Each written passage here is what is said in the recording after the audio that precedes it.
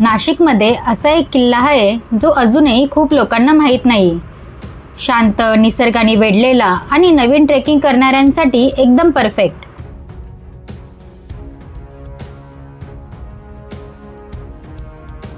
नमस्कार मंडळी, आज आम्ही चाललो आहोत बळवंतगड किल्ला बघायला.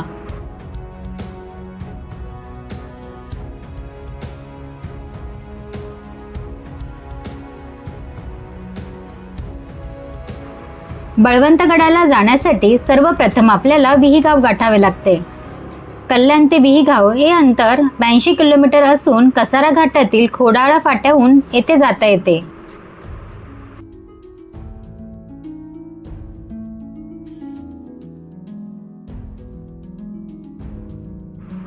तर नाशिकहून हे अंतर 55 किलोमीटर असून घाटंदेवी मार्गाने तेथे जाता येते.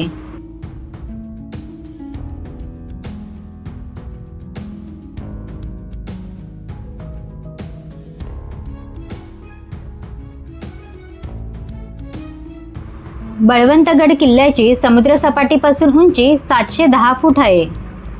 किल्ल्यावर जाण्यासाठी अर्ध्यापर्यंत गाडी जाते आणि गडमाथ्यावर जाण्यासाठी अवघे 15 ते 20 मिनिटे लागतात. रस्त्यावर गाडी पार्क करून आम्ही गडाच्या दिशेने जाणाऱ्या वाटेने वर जायला निघालो. इथे 2 वाटा दिसतात. त्यातली डाव्या बाजूची वाट ठळक आहे, त्यामुळे आपण रस्ता न चुकता गडावर पोहोचू शकतो.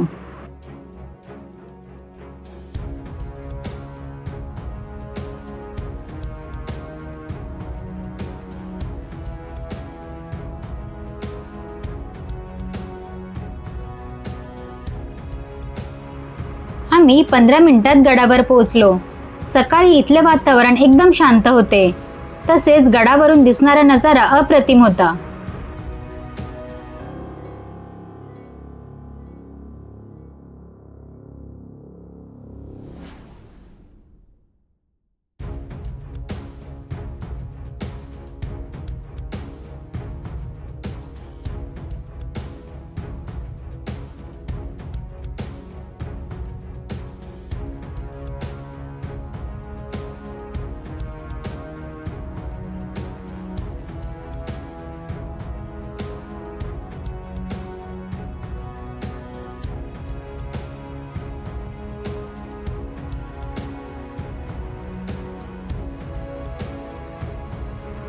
नाशिक हे पूर्वीपासूनच बाजारपेठ म्हणून प्रसिद्ध आहे.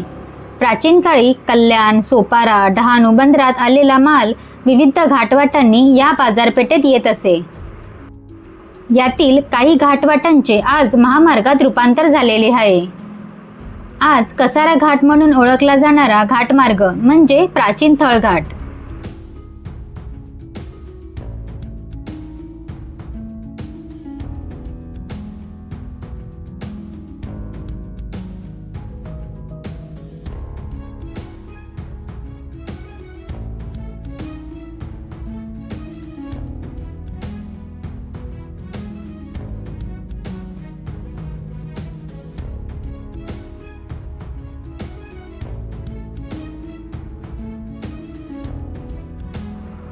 नाशिक परिसरातून उत्तर कोकणात उतरणाऱ्या थळघाटावर लक्ष ठेवण्यासाठी घाटासमोर असलेल्या व मुख्य डोंगर रांगेपासून वेगळे झालेल्या एका लहान डोंगरावर बळवंतगड हा टेहळणीचा किल्ला बांधण्यात आला.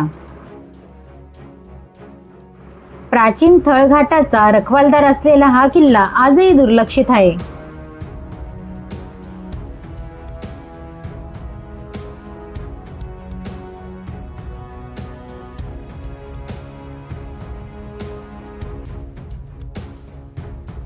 तर दुसऱ्या हातात गदा घेऊन पनवतीला पायाखाली दाबून ठेवलेली मारुतीची मूर्ती बघायला मिळते.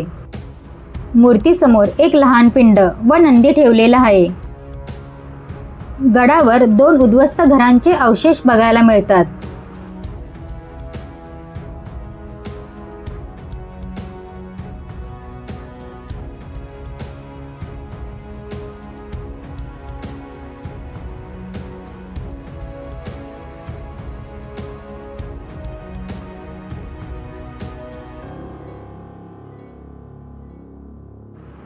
किल्ल्याच्या पूर्वेकडील तटबंदीत 2 बुरुज असून एक बुरुज किल्ल्याच्या पश्चिम टोकाला पाहायला मिळतो. किल्ल्याची तटबंदी आजही बऱ्यापैकी शिल्लक आहे. या बुरुजावरून थळघाट, मुंबई नाशिक महामार्ग तसेच लोहमार्ग आणि कसारा गाव इतका लांबवरचा परिसर नजरेस पडतो. तर पूर्वेकडील बुरुजावरून त्रिंगलवाडी व मालगावाचे पठार यावर नजर ठेवता येते.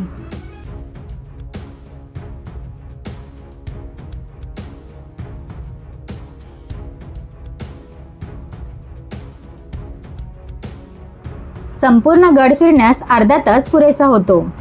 बळवंत गडावरील घटनांबाबत इतिहासात कोणत्याही नोंदी आढळत नाही.